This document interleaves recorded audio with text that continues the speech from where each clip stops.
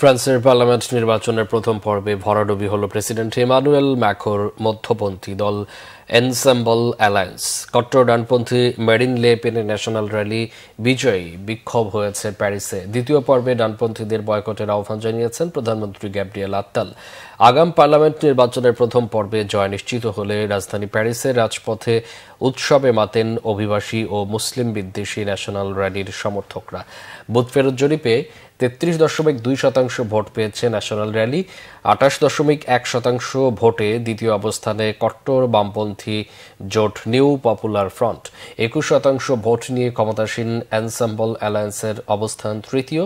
এতে হতাশ প্রধানমন্ত্রী আত্তাল বলেছেন, কট্টর ডানপন্থীদের ধ্বংসাত্মক পরিকল্পনার বাস্তবায়ন ঠেকাতে আগামী 7 জুলাই দ্বিতীয় পর্বের নির্বাচনে একটি ভোটও যেন নষ্ট না হয়।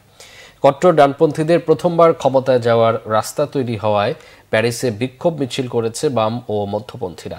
তাদের আশঙ্কা, লে পেনের দল ক্ষমতায় গেলে হুমকিতে পড়বে গণতন্ত্র, নারী অধিকার, অভিবাসীদের অধিকার, সমকামিতার স্বাধীনতা, গর্ভপাতের অধিকার।